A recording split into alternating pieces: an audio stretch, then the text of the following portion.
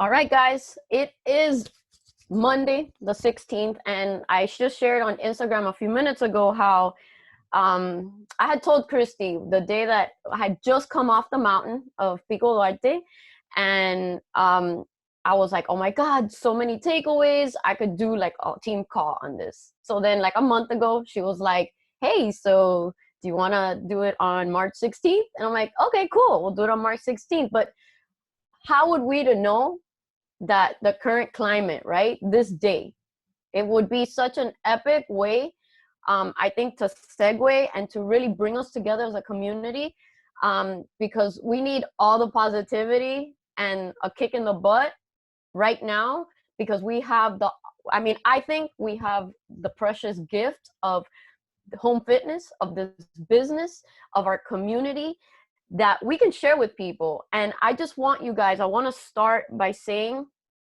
that we need to lean into each other right now.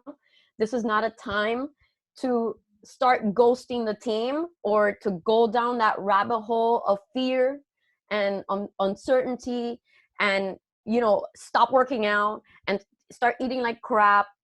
Don't do that.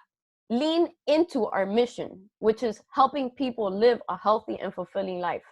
Lean in to your own personal journey, because we cannot control what the government is doing. We cannot control the coronavirus. We cannot control the way all the crazy people are acting right now. We can only control our reaction to it. And by being faithful, by staying the course, by fighting for what we believe in, by using the launch of 10 rounds, by preaching Shakeology and our community, I think that's where we have the difference. We are the difference makers, is that we're not going to sell people a product and run. Right now, we bring them into our community so that they don't feel alone. People are being quarantined. People are stuck at home. Their kids are being homeschooled now. We're all forced to be homeschooling parents, something I feared my whole life. I never wanted to do that. And now it's here. It's a reality. But we have the power to use personal development and to use our fitness, and 10 rounds, which as a boxing program is perfect stress relief. You can do it with your kids. We have so many tools right now. I think we leverage the no snooze crew. I messaged Amy today and asked her, can we have this on all day long? Because if we can talk to our prospects and be like, you're not alone. Jump on a workout with me at noon. We'll do it together. Bring your friends. We have the power of this virtual gym where people who don't like home workouts can at least feel that they are connected. So we have the no snooze crew for the morning crew, and then the afternoon we can call it something else. But at the end of the day, I don't really care what it's called. It's the power of the tool of Zoom, of having the choice to pick some friends together and let's work out together and let's do 10 rounds and let's get through this really critical and really touchy era. We're going to come out stronger, but we have to believe, and we have to lean in to faith, and we have to lean into each other and believe that everything is going to be just fine. So that's my message for you tonight, just starting out. I understand that we all have a lot going on, but don't forget that we're a team and we're a family. So if you need help, ask for it. Someone will step up. That's what families do, and we're in this together. So, and I'm sure I'm gonna cry a million times today. I'm not into PowerPoints, but I am going to speak about my journey to Pico Duarte. So you guys that, oh, someone is unmuted. For those of you who maybe don't know, last month, actually it was at the beginning of February, 18 of us went and hiked this mountain in the Dominican Republic. But before that, to me, I posted in my Instagram that it's just like, I feel like all the puzzles are coming together, all these pieces and all the things that I put out there. Yeah, God is starting to send them to me. So at our leadership diamond retreat in September, Ali Upham did this presentation on vision, and she had us do this exercise with this document, and we had to fill in these boxes. What, with this business, we have the power to create this beautiful life, and that's different for everybody. So she had us sit with a partner first complete the document. And Sue was my partner. And the first thing that I wrote was, I believe that there's more. For me, there's a lot more. And it has to do with mission trips and philanthropy and giving and obviously and travel. I wrote travel the world with my family. Oh God, here we go with the ugly face crying. So that was the first time that I actually told somebody this. Like I told Sue, this is what I want. This is the power of this business, is gonna be able to produce this for my family and for me. And 4 days later, Fran Ozel calls me and she's like, my friend, we have this opportunity. I don't have all the details, but we're gonna climb this mountain and we're gonna go to the Dominican Republic, and then we're gonna visit this village, and they're gonna show us how they bring water. And I'm like, what? Oh my God. Like in, I don't need details. This is like, I couldn't even believe that it was happening, like right there 4 days later. And it just threw me, like, I was like, this is a sign I have to be there. So fast forward, it's January, and let me do the PowerPoint thing before I forget. Hold on. And hopefully I don't screw it up. Okay, hold on. Give me a second. God, I'm so bad at this. I need like my son to like do it for me from beginning. Okay, so this is my very basic presentation. So January comes along and we're like literally weeks away, and I start freaking out like I usually do. I start freaking out about painting all these pictures and stories and how it's gonna go, and am I ready, and the stuff. Oh my God, we have to buy so much stuff, and we have these meetings, and I get even more worked up about the whole thing. And oh my God, I have to pee in the woods. I don't know how to do that. What if I pee all over my clothes? I'm telling you, I was all out. I had a week there that I was an all out panic attack. I was freaking out. Fran was like, we're gonna go camping and we're gonna figure this out. So that helped me. But expectations is the first thing that it hit me.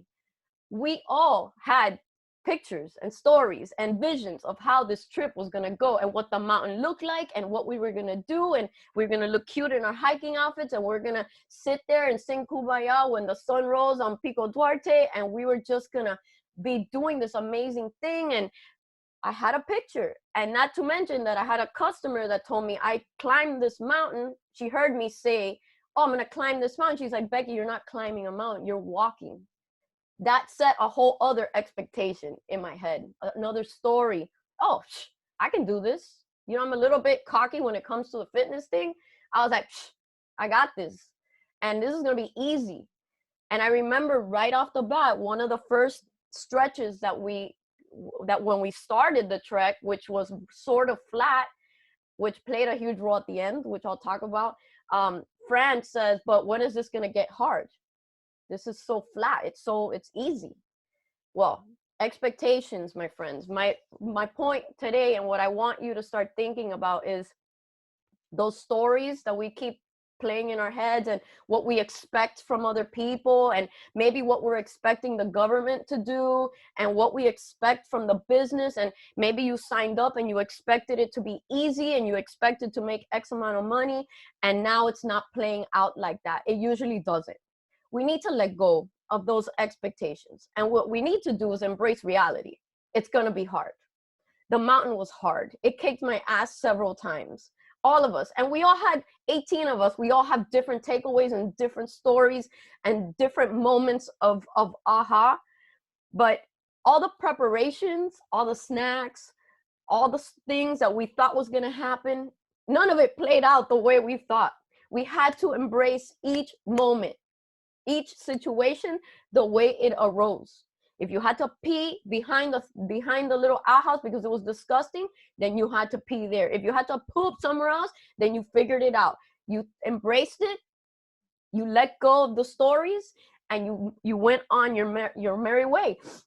The goal was to summit. We needed to summit. We needed to get to Pico, and all that from the start to the moment we got to that summit was nothing of what I expected. It was completely different all around.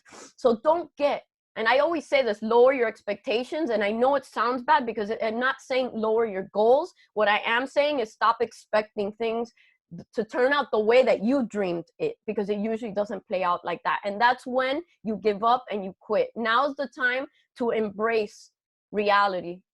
Take control of your emotions, know that it's going to be hard, and move on. We're in this together.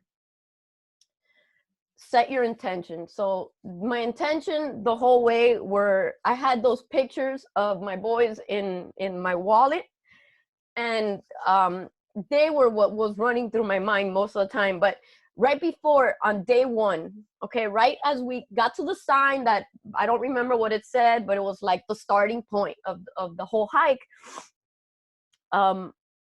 Cheeky, which was the guy, our basically our liaison from Blue Missions, the leader of our team, of our group, he pulls out a prayer and intention for the morning, something to get us thinking about what, we're on this trek now. This is going to be, about 10 hours of walking and climbing, and we had to band together. And I don't remember what the document said, but I do remember it said we're all here for different reasons. We have different goals. Some are just here for the fitness. Some are looking for answers. Some people just want the experience or want to give back, or maybe it's faith-based. But he asked us to get clear on our intention and make it the focus of the trek, because he was not overtly saying it, but he was saying it's going to get hard, and you're going to have to lean in to those intentions and that in your purpose and your goals and your why to get you through this day. And I spent time thinking about that, and right off the bat, these words kept replaying: Chase, Jake, Larry, Roscoe. And I kept replaying that, and every step was Chase, Larry, Roscoe. Sometimes I threw in God, then it was my parents, then it was my sister and her family, and I kept on setting the intention.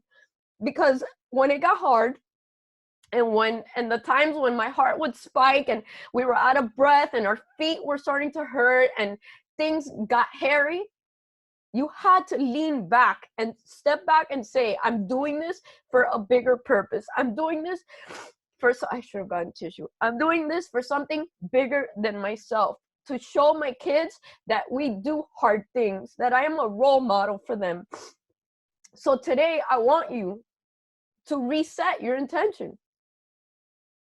Maybe this year is obviously for all of us, is not going the way that we thought it was going to go. But right now, I need you to really think about that and think about why you're here. Why are you part of this team? Why are you on this fitness journey? Who are you doing this for? And write it down and say a prayer and focus on that every single day. And this goes for the business. It goes for the current situation. It goes for everything you're doing in your life. There has to be a bigger reason. It's not just for the money. Sorry. I did have a mini cold last week. We're doing this for something bigger. So today, I want you to think about that. And moving forward, when you get up every morning, think about those people in your life, the ones that need you, and why you're here and why you're doing this. Okay. All right, look up. So now that it's, a month and a half has passed, and I think about the journey and that first day was hard. We were climbing, but when I say climbing, it's up and down, because the mountain is not a straight course up. There are twists and turns and ups and downs. So you have a lot, we're climbing and we're walking, and right off the bat, our teams, we had 18 people. We kind of ended up splitting. We kind of knew that was going to happen. Some people were going to lead the way. Some people would walk at a slower pace. We were good with that. But I was in Team A. That's what we ended up calling us. We were the ones that were speed hiking. We invented a new sport on the way there, because I don't know why we had a rocket up our ass, but we were literally running up this course that was super hard. And what I noticed on day 2, because we had to slow down on day 2, was that I couldn't remember any of the scenery. We all spent the entire first day looking down. We were looking down because if you even look up while you're walking at that pace, you're going to trip over a rock and you're going to eat it. So we were walking, looking down. We missed the beauty that was around us. We didn't have the time to sit there and just soak it all in. Me specifically, I would get really annoyed every time we would stop for a break. I'm like, why are we stopping? Let's keep going. Because every time we stopped, our muscles will cool down, and that initial flare up of your heart rate and the muscles, I didn't like it. I wanted to keep going. And it was those moments, like, I'm like, we're not even enjoying this. So I really took that to heart, because I think now with, you know, social media and our phones, we're always looking down. I want you to look up at your family. Put your phone down when you're talking to them. Your business can wait. The moments that we're so busy posting, documenting, which is something else that, you know, at some points I was a little annoyed with, was the constant pictures, which now you look back and you want the pictures, but I wanted to be in the moment. And that's something that we need to go back to. Life is lived outside of your phone. It's lived with the people that you're doing life with. Like, pay attention to them. The people, your prospects can wait 30 minutes while you're, you know, let your kid tell the story. Not looking down, like, hold on, I'm listening. I'm asking you to look up. We need to embrace life. We need to live life away from social media. We need to have special moments with the people who mean something to us. Life is fleeting and it's going by really, really fast. And I feel like sometimes we give more weight and importance to the people that are on this little freaking box right here than the people who are right in front of us. So look up. Take the time to enjoy the journey. We're always moving so fast that we don't embrace those special moments that we have to connect with someone. Oh my God, I didn't think I was gonna cry like this. So I understand that our business is documenting, but I think we need to sometimes just put the phone down and have a little fun, and not have to show and prove that you're having fun to the people on social media. So look up. That's my next point. Oh, wait. Did I skip one? Oh, wait a second. Hold on. I think I messed up. Oh, okay, whatever. Oh, shit. Okay, well, this is not the one I wanted to talk to, but this was a really important one, which I guess I deleted the slide, I guess. But it was stripped down. And that was my kind of mantra for the whole trek. And that was thanks to Katrina Scott. Katrina is an amazing person. And, you know, while we were climbing Team A, we were, you know, busy like walking. I was all up in my head. You have a whole lot of time to think and to question life and to ponder life's mysteries and to talk to God and to set goals and wonder if you're on track. And your mind is just like, you know, this constant affirmation and prayer. And so Katrina noticed I was real quiet, and she asked me, she was like, you know, we should come up with like a word. What does this mean to you? And let's not use inspiring because that's so played out. Let's find something else. So I'm like, oh, awesome. Something else that I can think about. So I kept thinking, and I'm like, you know, like this whole dialogue with myself, I'm like, you know, I feel like this mountain has stripped me. It stripped me of my comfort, of even my fitness cockiness. It's just stripped me of everything. My ego, my titles, my accolades. The mountain doesn't care. The mountain doesn't care if you're rich. It doesn't care if you're poor. It doesn't care if you're fit or who you are. You're there. And you gotta do the damn thing to keep moving one step in front of the other. And I told her, I go, it's not one, it's two. It's stripped down, because I feel like I'm being stripped. And when you're stripped, you need to turn inward to who you are and really tap into your best attributes, your best strengths. And that's where all these affirmations kept pouring out. Like, I'm strong. Like, I've trained my whole life for this. And I even went back to Mes de Mas, like, Mes de Mas, that whole 3-day, 9 workouts, that amount of like faith that I had to pour into that and energy, that prepped me for this.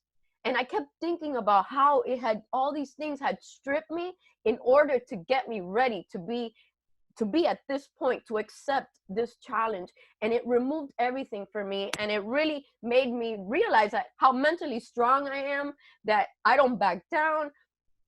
And it also humbled me. So when, as part of this journey, and as a coach, we have to do that. We have to remove all these egos and what we think we know and what we think we don't know, and really turn inward on ourselves and really acknowledge the beauty that we carry individually. So if you can make a list, that was hard for me the first time I did that with my life coach, is to really look at who you are and the beauty that is you, and then use that to pour it into your business and pour it into your family, and to get us through these tough times as individuals, because we need to own it. The self-love, the self-care, lean on faith. I mean, God made you in his image. There are strengths that you have, gifts that were given to you only, that you can pour into the lives of other people. So strip yourself of disappointments and your ego and things that maybe hadn't, you think should have happened but haven't. Strip yourself of that. Humble yourself in order to learn and to take the next steps in your life. And I definitely know that the way that, and if you guys go, and I'll talk a little bit more if you guys want on the actual mission trip, but if you guys go next year when we plan for 2021, the way that they set up the whole trip, like you're going through this 27 mile hike, and then the following day you're visiting this village where your heart is just so open, because you've been humbled to the point where all you see is love from these people who have absolutely nothing compared to us, yet they're super happy. And that right there, we had to be stripped in order to see the beauty that those people hold and how grateful they are. It was unbelievable. Like the living conditions, I couldn't even wrap my head around it. And they ain't complaining. They were thanking us. And yet in the United States, all we do is complain. And that hit me. So yeah, stripped down. And I don't know what happened to the slide. But the next one is flexibility. And I'm sure Christy will, the people that do know me, like my sister, will know that I'm not the most flexible person in the world. That's something I'm working on. I'm saying yes more, and I'm trying to be open and flexible when things don't go my way. I am a Taurus, so it's my way or the highway. So the moment we started this trip, like the morning, they told us wake up by a certain time. Luckily, I took my earbuds. I was the only one that slept soundly the whole time. I didn't hear the fighting cats, the cats in heat, and the freaking the roosters all night long. They wake us up, and I'm like, so, breakfast. I eat breakfast, like a lot of breakfast, and no, there's bread and coffee. Like right off the bat, we had to be flexible. You eat when you're told. You eat what they give you, and you're happy. Someone is really, Monica. Oh, there we go. You have to be flexible. You sleep wherever they lay the tents. The first day when we got to base camp, like up in the mountain, right away they're like, you have to sleep 4 to the tent. I was like, I almost complained. I'm like, what? 4? I was like, Paulina, I want all the quiet people in my tent. I don't want anybody that talks. Paulina, sleep next to me. I grabbed, I was like, Paulina, you're gonna be my roomie. And I had to deal with it. The sandwiches they gave us, we ate. We were starving by the time we ate, but it was like white bread and ham and some kind of cheese. And you ate it and you were loving it because you were hungry as hell. This trip taught me that you have to be flexible in life. And that cannot be truer right now. We have a lot of things happening and we cannot control anything in the environment. All we can control is what happens in our own households. So control your emotions, be flexible, roll with the punches, go prepare yourself, get food, get water, do whatever you need to do to make your life comfortable, but don't expect that it's gonna go your way. This thing will be over when it's meant to be over, and none of us can claim to know when that's gonna be. So be flexible. Being rigid, I still fight that. it just causes a lot of stress. And right now is not the time to stress. So in your business, it's the same thing. People are not going to buy the moment you send them a share card. Some people wait.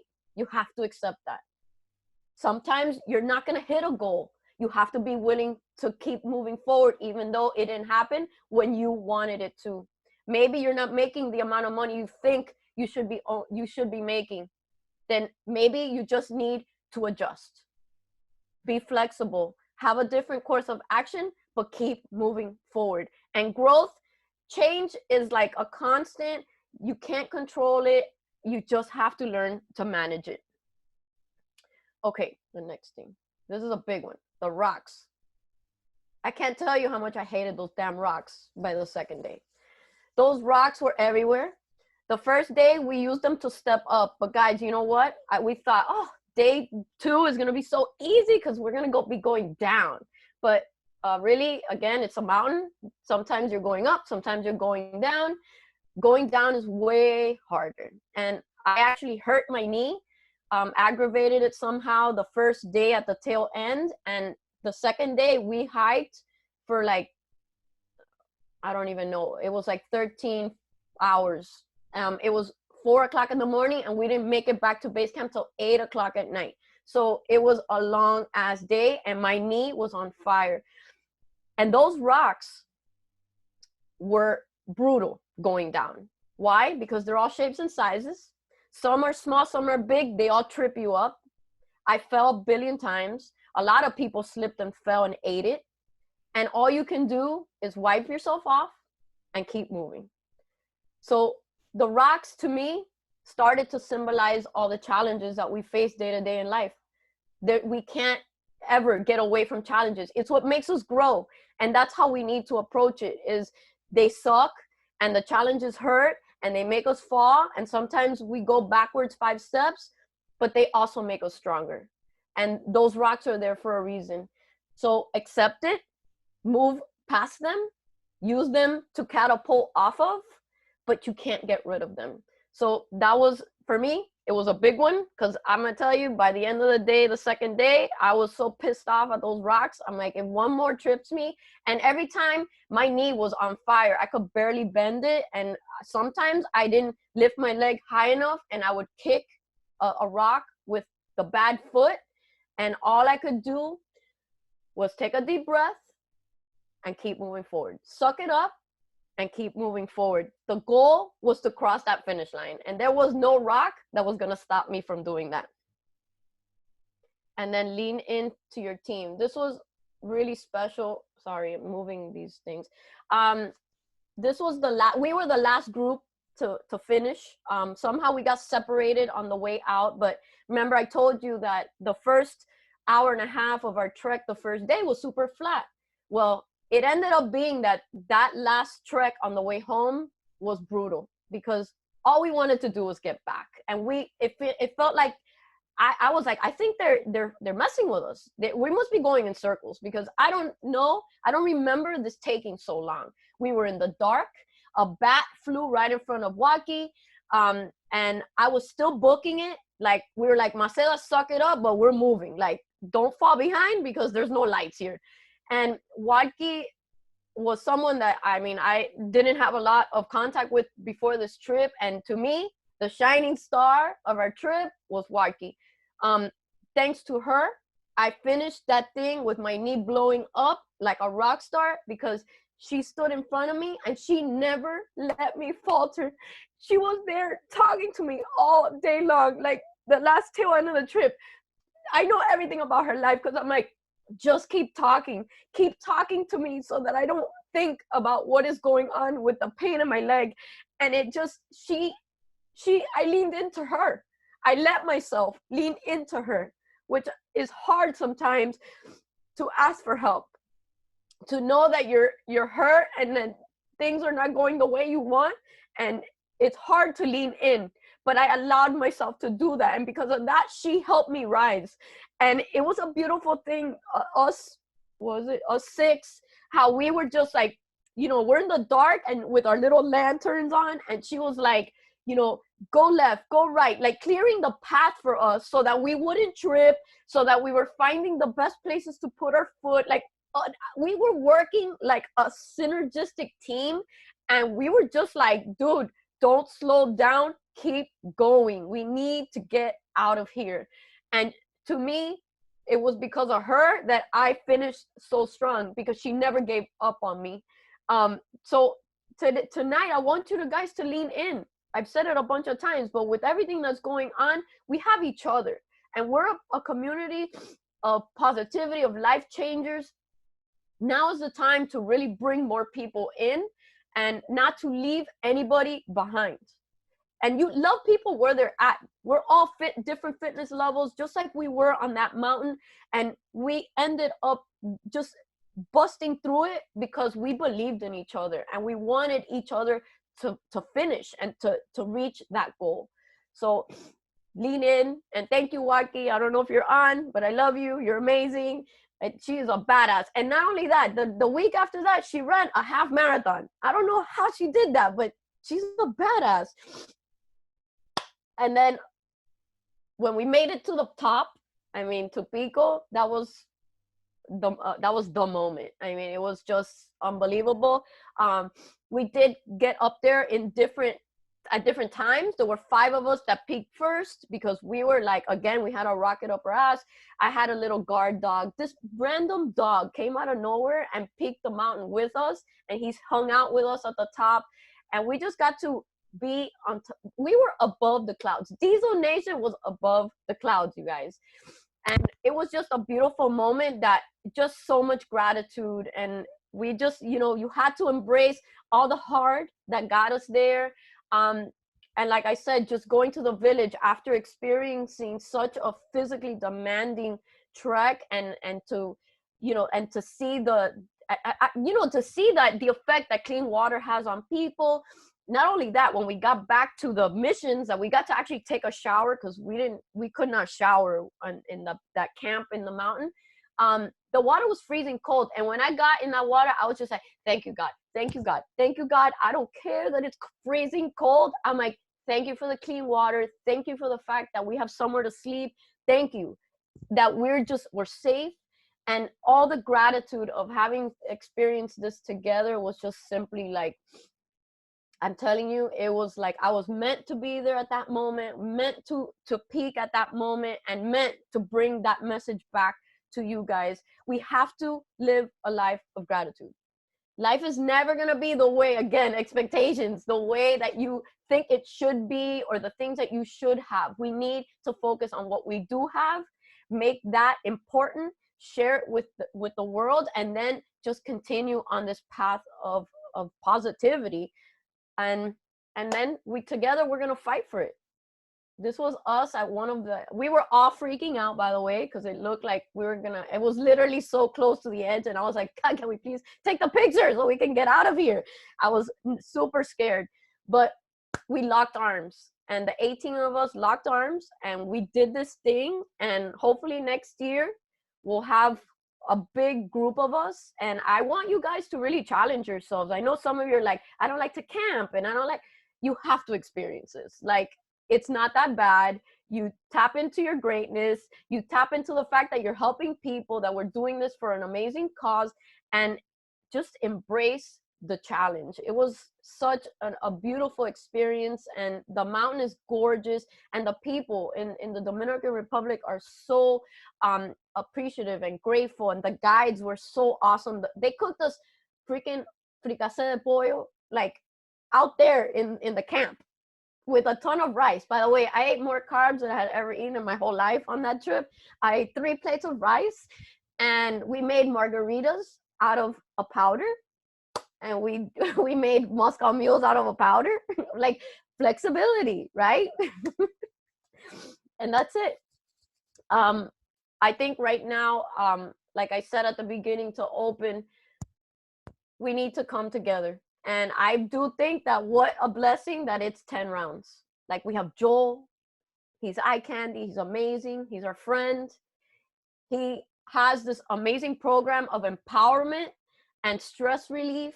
where it's fun, that you could do it with other people. And we have the No Snooze crew and our virtual gym. And we have our coach test group that we bring people into. We have a special organization that's a family, and we need to spread the love.